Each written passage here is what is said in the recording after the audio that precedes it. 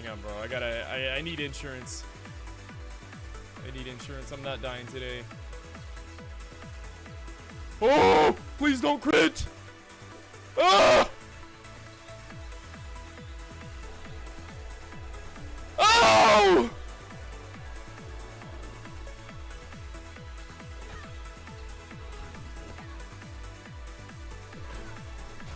Yeah! I thought I was dead! Today I want to talk about doing everything you possibly can to stay alive in hardcore.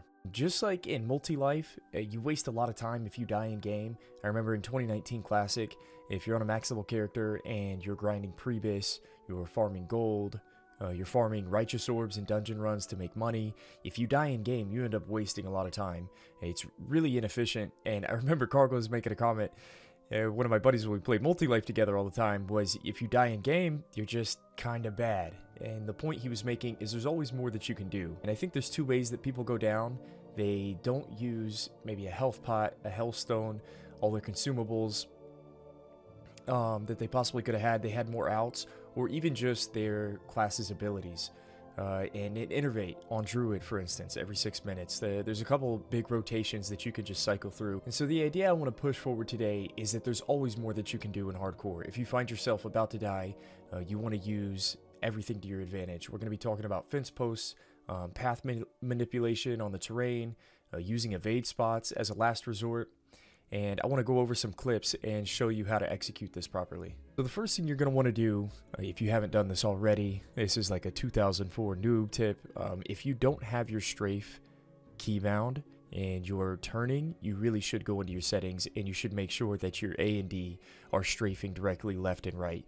And I think whenever your character strafes and jumps, and you'll get a feel for this, but as you move through the world, it's different than running in a straight line forward or backward. Whenever you strafe and you kind of zigzag back and forth, you can get the mobs to stutter step sometimes.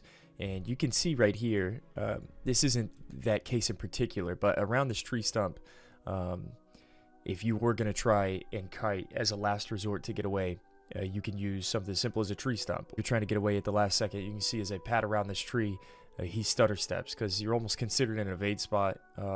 It bugs the game out for a moment.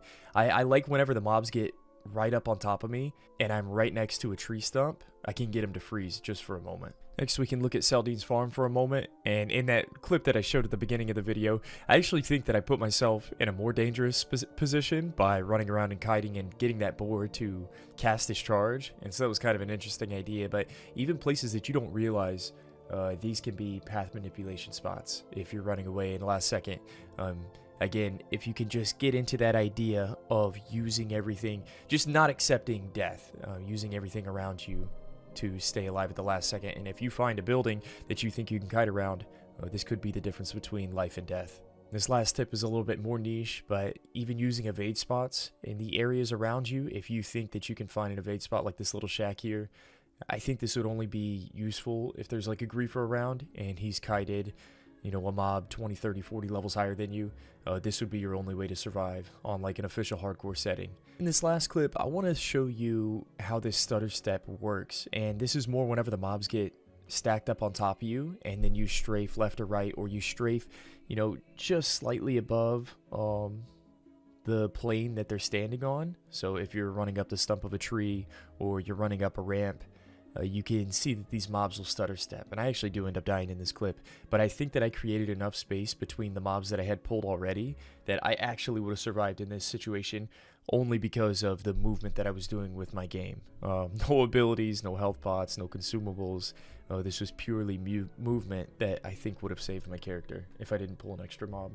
Those are my tips for staying alive in classic hardcore. I want to share, you know, 2 more clips that kind of highlight fence posts and path manipulation. And I just want to remind you that your character's never dead. You can always do a little bit more.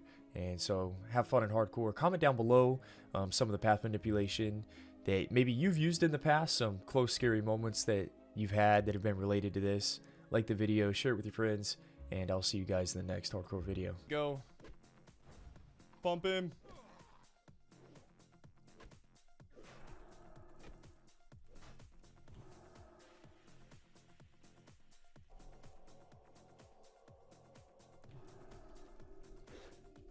Please stay leashed. Thank goodness.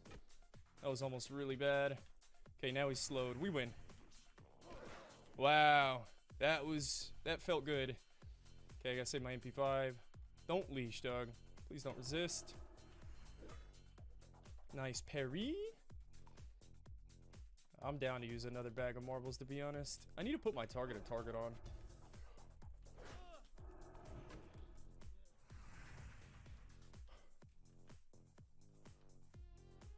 Please don't resist this judgment.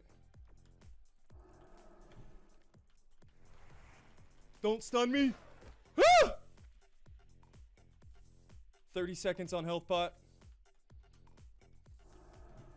Ow!